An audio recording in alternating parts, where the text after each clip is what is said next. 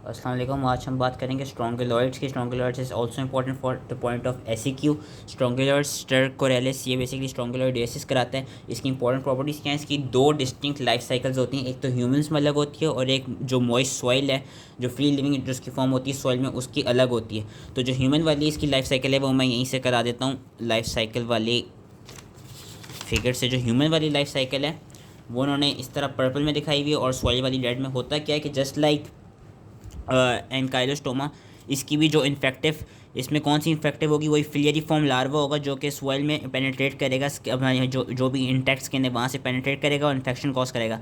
जैसे ही वो पेनिट्रेट करेगा, पेनिट्रेट करने के बाद फिलियरी फॉर्म लार्वा क्या होगा? वो पहले सर्कुलेटरी सिस्टम में एंटर होगा, वहाँ से वो लंग्स में ट्रांसपोर्ट हो जाएगा, लंग्स से फिर वो एल्विलर स्पेसिस में जाएगा, एल्वियलाई से भी वो ब्रोंकाई में जाएगा, देन वो ट्रैकिया में जाएगा, ट्रैकिया से फेरिंग से थ्रू स्वॉलो होगा, स्वॉलोस होने के बाद वो स्मॉल इंटेस्टाइन में रीच करेगा जहाँ पे वो फिलियरी फॉर्म एडल्ट फॉर्म में बन जाएगी। अब एडल्ट फॉर्म क्या करती है? जो एडल्ट फीमेल होती है, उन्होंने दिखाया हुआ स्मॉल इंटेस्टाइन में, वहाँ पे वो म्यूकोजा में अपने एग्स को डिपॉजिट करेगी। जिस तरह उन्होंने यहाँ पे, अब मैं टेक्स्ट के थ्रू समझाता हूँ कि पेनिट्रेशन ऑफ स्किन इन्फेक्शियस जो फिलियरी फॉर्म लार्वा होती है वो उसने पेनिट्रेट कर लिया, ऐसे एंटर हुई, फिर माइग्रेशन हुई लंग्स में, वहाँ से एल्वियोल आए, फिर ब्रोंकाई, फिर ट्रैकिया, फिर स्वॉलो हुई, फिर स्मॉल इंटेस्टाइन में जो लार्वा वो एडल्ट्स में, और फिर जो एडल्ट्स है उन्होंने म्यूकोजा में जाके क्या किया? म्यूकोजा में जाके एग्स को प्रोड्यूस किया। अब एग्स क्या होंगे? जो एग्स होते हैं वो यूजली म्यूकोजा में जाके हैच हो जाते हैं। ये हम देख सकते हैं, एग्स म्यूकोजा में, स्मॉल इंटेस्टाइन के म्यूकोजा में हैच हो गए। और हमने आगे पढ़ा था जो लार्वा थी उसकी दो फॉर्म्स थी, एक रेप्टिडी फॉर्म लार्वा और एक फिलियरी फॉर्म लार्वा। होगा क्या? जो रेप्टिडी फॉर्म लार्वा होगा वो तो फिर स्टूल के थ्रू एक्सक्रीट हो जाएगा, लेकिन कुछ रेप्टिडी फॉर्म लार्वा ऐसे भी होंगे जो कि फर्दर डिफरेंशिएट हो जाएंगे फिलियरी फॉर्म लार्वा में। और जब वो फिलियरी फॉर्म लार्वा में डिफरेंशिएट हो जाएंगे तो वो क्या कॉज कराएंगे? वो कॉज कराएंगे ऑटो इन्फेक्शन, जो कि इम्यूनो कॉम्प्रोमाइज्ड पेशेंट्स में देखा जाता है कि वो ऑटो इन्फेक्शन करा रहे हैं। ऑटो इन्फेक्शन का क्या मतलब है?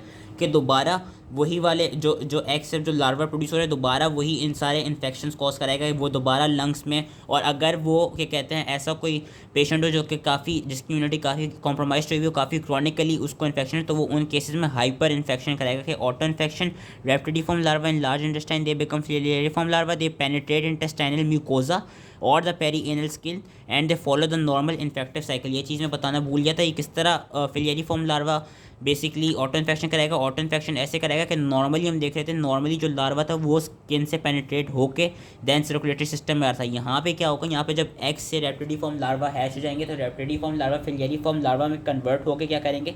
क्योंकि ये म्यूकोजा में कर रहे थे, जो फिलियरिफॉर्म लार्वा होगा वो दोबारा जो गट की वॉल है वहाँ से एंटर होकर सर्कुलेटरी सिस्टम में एंटर होगा एंड दोबारा ये साइकिल शुरू कर देगा। जो कि फिर उन्होंने यही चीज़ टेक्स्ट में बताई है कि eggs they hatch within the mucosa, they form reptidiform larva that are passed in the feces, लेकिन some of the reptidiform larva they mold to form filiariform larva which penetrate the intestinal wall directly without leaving the host and then they migrate to the lungs, जिसको हम कह रहे हैं कि they cause auto infection and they can also exit the anus and re infect through the peri anal skin. के peri anal skin के region पे भी वो इन्फेक्शन कॉज कराएंगे। और जो इम्यूनो कॉम्प्रोमाइज पेशेंट्स हैं और जो सिवियरली मेलनरिश्ड होंगे उनमें auto infection can lead to massive re infection which is known as hyper infection.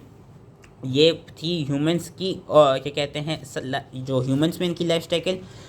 Soil में इनकी लाइफ साइकिल क्या होती है? सॉइल में इनकी लाइफ साइकिल ऐसे होती है कि जो रेप्टिडिफॉर्म लार्वा है वो ऑब्वियसली वो डेवलप हुआ फ्री लिविंग एडल्ट वॉर्म्स में इन द सॉइल। मेल और फीमेल की आपस में मेल्टिंग हुई, मेल्टिंग से एग्स प्रोड्यूस्ड है, एग्स प्रोड्यूस होने के बाद एग्स से भी नो जो लार्वा हैच हुआ रेप्टिडिफॉर्म लार्वा हैच हुआ, रेप्टिडिफॉर्म लार्वा से फर्दर डेवलप हुआ इन्फेक्टिव फिलियरिफॉर्म लार्वा में। अब जो फिलियरिफॉर्म लार्वा है वो क्या होगा? या तो वो नई जनरेशन प्रोड्यूस करता रहेगा जिस तरह ये दिखाया हुआ, या क्या होगा, या वही फिलियरिफॉर्म लार्वा साइकिल को कंप्लीट कैसे करेगा? वही दोबारा स्किन को पेनिट्रेट कर देगा, जो कि चीज़ अगेन इन्होंने पैराग्राफ में बताई हुई है कि if larva are pass in the feces which are the rhabditiform larva they enter warm moist soil where they mold through successive stages to form the adult male and female, and after mating the entire life cycle of egg, larva and adult can occur in the soil, and after several free life cycles the filiariform larvae are formed. When they contact the skin they penetrate and again initiate the parasitic cycle within humans. Pathogenesis और clinical findings इसकी important है। Clinical findings की क्या है कि जो adult female worms हैं वो स्मॉल इंटेस्टाइन की वॉल में इन्फ्लेमेशन कॉज कराती है जिसकी वजह से वाटरी डायरिया होता है। लंग्स में वो न्यूमोनाइटिस प्रोड्यूस करते हैं which is similar to that pneumonitis which is caused by Ascaris.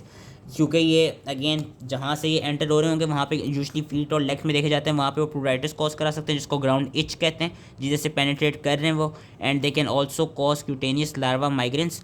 और जो ऑटो इन्फेक्शन है, auto infection usually results from chronic strongyloidiasis characterized by intermittent abdominal pain, fluctuating rashes, intermittent eosinophilia. और hyper infection में क्या चीज़ देखी जाती है? Hyper infection में एक चीज़ देखी जाती है कि जो पेनिट्रेटिंग लार्वा होता है, it may cause sufficient damage to the intestinal mucosa, जिसकी वजह से होगा कि there will be sepsis caused by enteric bacteria, यानी वो बैक्टीरिया जो कि नॉर्मल फ्लोरा का पार्ट है स्मॉल इंटेस्टाइन की, like E coli and bacteroides, जब वो म्यूकोजा को इतना डैमेज कर देगा ये वाला पैरासाइट, तो वो it will also cause sepsis due to these normal flora के due to these enteric bacteria. Lab diagnosis इसकी ये है कि इसमें सीरोलॉजिक टेस्ट भी इंपॉर्टेंट होते हैं। इसकी लैब डायग्नोसिस में ये देखा गया है कि जो हमें लार्वा हैं वो हमको स्टूल्स में मिलते हैं, क्योंकि एज वी कैन सी कि larva are being pass in stools not the eggs, तो उसकी इंपॉर्टेंट डायग्नोसिस यही कि हमको लार्वा स्टूल्स में मिलते हैं। इयोसिनोफिलिया में मिलते हैं जो कि स्ट्राइकिंग है। Serologic test they are also useful when larva are not visualised. उसके अलावा हम एंजाइम इम्यूनोएसे के थ्रू एंटीबॉडीज डिटेक्ट कर सकते हैं टू लार्वल एंटीजेंस। ट्रीटमेंट क्या? ट्रीटमेंट के लिए ivermectin is the drug of choice, लेकिन एल्बेंडाजोन भी ऑल्टरनेटिवली हम यूज़ कर सकते हैं। प्रिवेंशन इसकी यही कि जो सीवेज है उसको प्रॉपरली डिस्पोज ऑफ किया जाए एंड शूज़ को वेयर किया जाए, ताकि अगेन ये लेग से, हाँ जिन्होंने दिखाया हुआ भी है, ताकि फीट से और लेग से ये पेनिट्रेट ना करे। और बाकी उन्होंने आगे थोड़ा सा पैराग्राफ में बताया हुआ है कि जिनमें हाइपर इन्फेक्शन प्रिवेंट करना हो और जिनको इम्यूनोसप्रेसिव ड्रग्स स्केड्यूल्ड हुए हों, उनमें हमें पहले एज अ प्रिवेंटिव तौर पर सीरोलॉजिक टेस्ट करवा लेने चाहिए, ताकि हम देख सकें कि उनके पास एंटीबॉडीज़ हैं स्ट्रॉन्गिलॉइड्स के लिए या नहीं। और अगर एंटीबॉडीज़ हमको मिलेंगी then the patient should be treated with ivermectin before their immunosuppression therapy. तो ये भी एक प्रिवेंटिव मेजर था। स्ट्रॉन्गिलोइडोसिस ये एमसीक्यू में आ सकता है, तो आई होप इसकी दो जो लाइफ साइकिल्स हैं वो ईजिली समझ में आ गई हो, और इसकी लैब डायग्नोसिस जो कि इतनी इंपॉर्टेंट नहीं, बस इसमें कि इसमें सीरोलॉजिक टेस्टिंग भी आ जाती है। वैसे वैसे हाँ, वैसे यही था इससे रिलेटेड। आई होप इजीली समझ में आ गया, एंड थैंक यू।